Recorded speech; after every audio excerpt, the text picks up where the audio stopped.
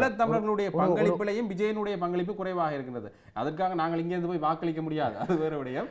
ஆனால் கொஞ்சம் சரியான நிலைப்பாடுகளில் சரியான நேரங்களில் முன்வைக்காததில் ஈழத்தமிழர்கள் நிலைப்பாட்டிலையும் சரி வேறு விடயங்களையும் ஈழத்தமிழர்களுடைய இந்த நாங்கள் தொடர்ந்து எங்களுடைய மீனவர் பிரச்சனைகள் அதுகளை தீர்ப்பு சம்பந்தமான கச்சத்தீவு சம்பந்தமான விடயத்திலையும் முன்னுக்கு பின் முரணான கருத்துக்களை பிரச்சார மேடைகளில் பேசியிருந்தார். அந்த விமர்சனம் முன்வைக்கப்பட்டது. ஆகவே எங்களுடைய நிலைப்பாடு சார்ந்து பேச்சு எழுப்புறதுல அவருக்கு தெளிவுத்தன்மை இல்லை. நிச்சயமாக ஜெகன், ஒரு விடயத்தை வரையறுத்து கொள்ள வேண்டும். நாங்கள் எந்த பிராந்தியத்திற்கான ஆட்சிகளை மேற்கொள்கிறோம் என்பது கற்பனாவாதமும் சிந்தனை என்பதும் மிகப்பெரிய மாற்றங்களை உண்டு வேண்டும். உண்மையில் விஜய்க்கு தமிழ்நாட்டு அரசியலை தாண்டி ஈழ அரசியல் பேசுவது எந்த அளவுக்கு பிரயோசனம் இல்லை என்பதை அவர்களுடைய கொள்கை வகுப்பாளர்கள் முடிவெடுத்திருப்பார்கள். உண்மையில் திருச்சியில் இடம்பெற்றிருக்கக்கூடிய கூட்டத்தின் போது விஜய் அவர்கள் குறிப்பிட்டிருந்தார். மதுரையிலே எல்லாம் சொல்லியிருக்கக்கூடிய மதுரையில் இருக்கக்கூடிய கூட்டத்திலே அவர் சொன்னது, தாயை இழந்து தவிக்கக்கூடிய, அதாவது தாய் நாட்டை இழந்து தவிக்கக்கூடிய ஈழத்தமிழர்களுக்கு நாங்கள் உறுதுணையாக இருக்க வேண்டும் என்கின்ற ஒரு விடயத்தை நிச்சயமாக அப்படியான வார்த்தைகளை பயன்படுத்தி ஈழத்தமிழர்களுடைய புலம்பெயர் கட்டமைப்புகளினுடைய ஆதரவை பெறுவதற்கான ஒரு முயற்சியை அவர் செய்து பார்த்ததாக சொல்லப்பட்டது. உண்மையில் ஈழ அரசியலை பேசுவது என்பது தமிழ்நாட்டினுடைய தேர்தல் களத்தில் எந்த விதமான மாற்றங்களை ஏற்படுத்தும் என்று நம்புகிறேன். அதாவது ஒரு காலப்பகுதி இருந்தது, ஈழத்தமிழர்களுக்கான அனுதாபத்தை உருவாக்கி கொண்டார்கள்.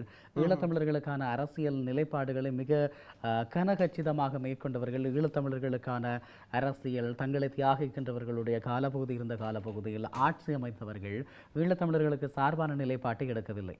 அதை தாண்டி வருகிற போது இப்போது நாம் தமிழர் ஈழத்தமிழர் தொடர்பான கருத்தியல்களையும் கொள்கைகளையும் விதைத்து கொண்டிருந்தாலும் உண்மையில் தமிழகத்தை ஆட்சி செய்வதற்கு ஈழ அரசியல் மாத்திரம் போதாது. ஆகவே சரியாக இந்த விடயத்தை கையாண்டிருக்கிறார் என்று கூட சொல்லிக் கொள்ளலாம். குறிப்பாக சொல்லுகின்ற இந்த தற்சார்பு பொருளாதார முறைமைகள் கூட ஈழத்திலே குறிப்பாக தமிழீழ விடுதலை புலிகள் தங்களுடைய ஆட்சி கட்டமைப்புகள் வைத்திருந்திருக்கக்கூடிய ஒரு விடயம். ஆகவே சீமானை ஒரு கணிசமான வாக்கு வங்கி வட்டத்திற்குள் வைத்துக் கொண்டுதான் தன்னுடைய அரசியலை அவர் மேற்கொண்டார். தமிழக மக்களுக்கான அரசியலை, தமிழக களஜதார்த்தத்திற்கான அரசியலை அவர் செய்யவில்லை என்ற ஒரு விமர்சனம் மிக பரவலாக இருக்கிறது. தேர்தலுக்கு பிறகான நிலைப்பாடு ஒன்று இருக்கு இல்லையா பிரியங்கன், அந்த உண்மையிலே ஈழ நிலைப்பாடுன்றது அங்கே அவர்களுடைய பிரச்சனை நிறைய பிரச்சனைகள் இருக்கின்றது. ஈழத்தினுடைய பிரச்சனை மட்டும் தான் பேச வேண்டும் என்ற ஒரு நிலைப்பாடு இல்லை. அங்கே இருக்கின்ற சாதி அரசியலை சரியான முறையில் கொண்டு வரணும், அங்கே இருக்கின்ற இடஒதுக்கீடு சம்பந்தமான விடயத்தை சரியான முறையில் கொண்டு வரணும், நிறைய பிரச்சனைகள் தமிழகத்தில் இருக்குது.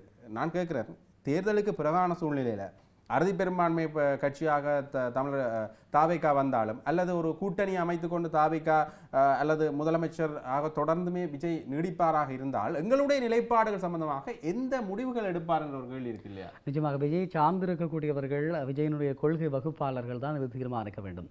விஜய் எப்படிக்கான அரசியலை செய்ய போகிறார், தொடர்ந்தும் தமிழகத்தினுடைய அரசியலை தக்க வைத்துக் கொள்ள வேண்டுமாக இருந்தால் அப்படியான நகர்வுகளையும் எடுக்க வேண்டிய தேவை இருக்கிறது. ஆனால் நீங்கள் பாருங்கள், ஜெயலலிதா அம்மையாருடைய காலப்பகுதியில் சட்டமன்றத்திலே தீர்மானம் நிறைவேற்றப்பட்டது தமிழர்களுக்கான தேசம் தொடர்பாக. அதே போல இலை மலர்ந்தால் ஈழம் மலரும் என்றெல்லாம் பேசிக் கொண்டார்கள். அதே நேரத்தில் அண்மையில் சரத் பொன்சேகா ஒரு விடயத்தை தன்னுடைய பக்கமாக சொல்கிறார், அதனுடைய உண்மைத்தன்மை தொடர்பாக தெரியாது. அதிலேயே அந்த குறிப்பிட்ட குற்றச்சாட்டிலே ஜெயலலிதா அம்மையாரும் உட்படுத்தப்படுகிறார். அப்படியான பல்வேறு விடயங்கள் இருக்கிறது.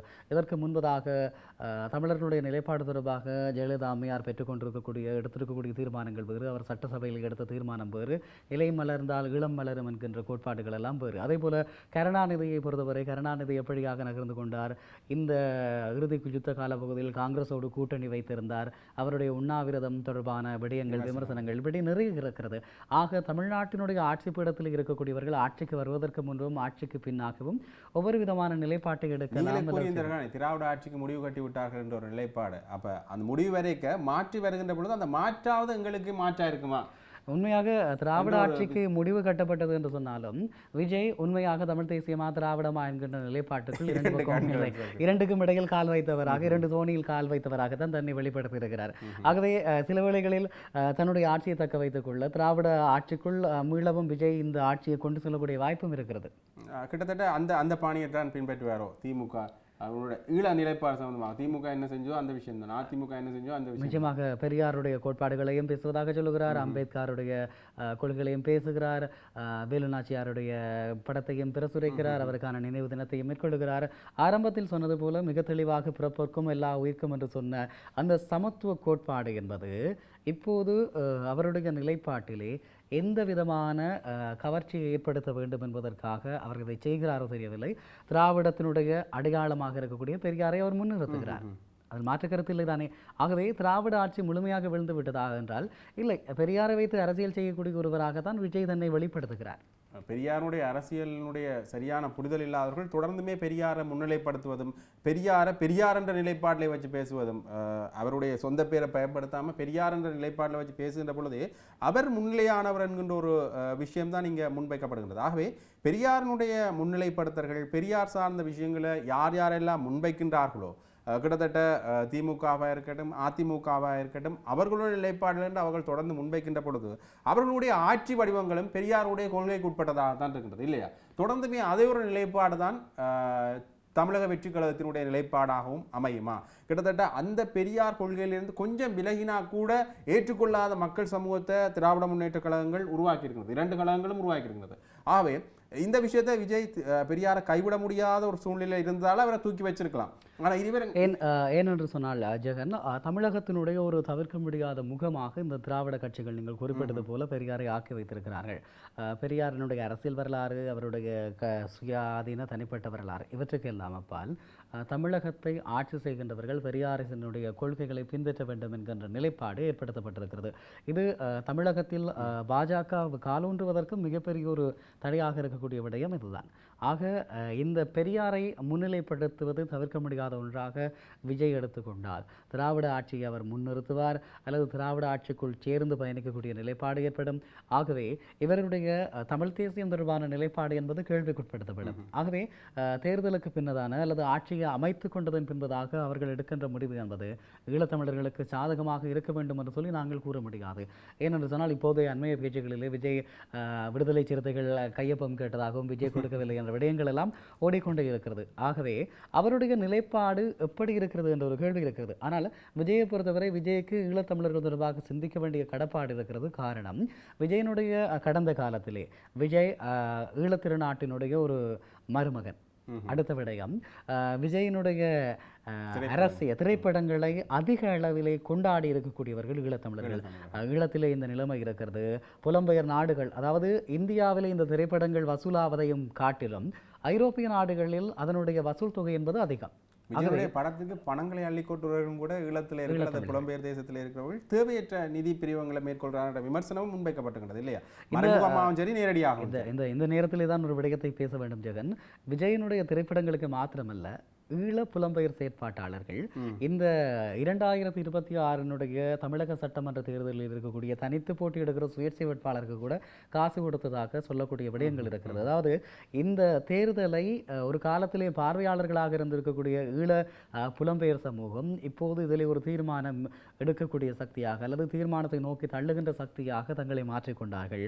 புலம்பெயர் நாடுகளில் இருந்து விஜய்க்கான ஆதரவு செயற்பாடுகளை அவர்கள் செய்தவர்கள் ஒரு ஐடி விங் மிகப்பெரிய அளவிலே வைத்திருக்கக்கூடியவர்களாக ஈழத்தமிழ் புலம்பெயர் செயற்பாட்டாளர்கள் மாறினார்கள். தமிழ்நாட்டிலே அதிமுகவும் திமுகவும் தங்களுக்கென்று தனித்தனியாக ஐடி விங்கை வைத்து மற்ற கட்சிகளை விமர்சனம் செய்து கொண்டிருக்க, விஜய்க்கான சீமானுக்கான ஐடி விங்காக இந்த புலம்பெயர் செயற்பாட்டாளர்கள் தான் ஈடுபட்டிருக்கிறார்கள். ஆகவே அவர்களுடைய தீர்மானம் எடுக்கின்ற தீர்மானத்தை நிறைவேற்றுகின்ற தன்மைகள் என்பது ஈழத்தமிழர்களுடைய சமூகத்தினுடைய பிரதிபலிப்பாக இருக்கும். அல்லது தமிழ்நாட்டில் தங்களுக்கு சார்பான ஒரு ஆட்சி வருகிற போது, ஐநாவிலே ஒரு தீர்மானம் வருகிற போது இந்தியா அதில் நடுநிலைமை வகிக்காமல் ஒரு தீர்மானத்தை ஈழத்தமிழர்களுக்கு ஆதரவாக எடுப்பதற்கான வலியுறுத்தல்களை துணிந்து மேற்கொள்ளும். ஆகவேதான் இங்கு சீமான் முன்னிலை பெறுகிறார். சீமான் இந்த விடயத்தை வலியுறுத்துவார் என்று நம்பப்படுகிறது. ஆனால் இப்போது விஜய் வந்தாலும் அப்படி செய்வார் என்று சொல்லி விஜயனுடைய ஆதரவாளர்கள் சில வழி நம்பலாம். ஆனால் இவை எல்லாவற்றுக்கும் இடையில் ஒரு விடயம் இருக்கிறது. இந்தியாவினுடைய வெளியுறவு கொள்கை என்பது அதனுடைய ஒன்றிய அரசனுடைய நிலைப்பாடு. இதிலே தமிழ்நாட்டிலே ஆட்சிக்கு வருகின்றவர்கள் எப்படி வலியுறுத்த முடியும்? இவர்களுடைய வலியுறுத்தல்களை அவர்கள் கேட்பார்களா? இப்படி நிறைய கேள்விகள் இருக்கிறது. அந்த 28 மாநிலங்களில் ஒன்றுதான் இந்த தமிழகம். ஆகவே தமிழகத்திலே எடுக்கப்படுகின்ற தீர்மானம் வலியுறுத்தல்களை இந்தியா என்கின்ற நாடு மாறுமா என்ற ஒரு கேள்வி இருக்கிறது. ஆகவே இந்த வெளியுறவு கொள்கைகளை மாற்றுவதற்கான முயற்சிகளை ஒன்றிய அரசோடு மேற்கொள்ள வேண்டிய புலம்பெயர் செயற்பாட்டாளர்கள் தமிழகத்திற்குள் முடக்கப்படுவது எதற்காக என்ற கேள்வியும் இருக்கிறது இல்லையா? கிட்டத்தட்ட உண்மையிலேயே சரியான ஒரு நிலைப்பாட்டில் நீங்கள் பேசியிருக்கின்றீர்கள் பிரியங்கா.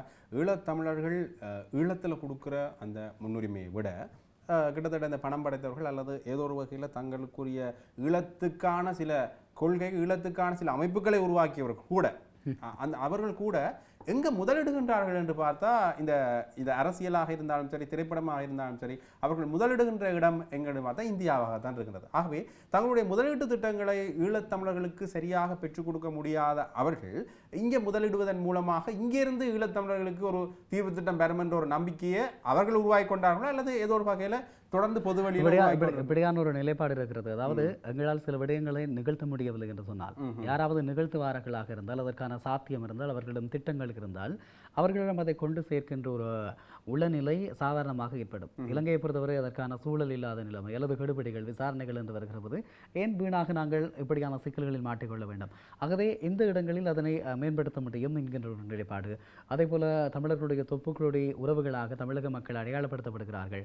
ஆகவே தமிழ்நாடு உயிர்ப்போடும் கொதிப்போடும் இருக்கிற நிலையில் தமிழர்களுக்கான தேச அங்கீகாரமும் அவர்களுக்கு இழைக்கப்பட்டிருக்கக்கூடிய அநீதிக்கான நீதியும் பெற முடியும் என்கின்ற நிலைப்பாட்டிலே இவர்கள் இப்படியான முயற்சிகளை மேற்கொள்கிறார்கள்.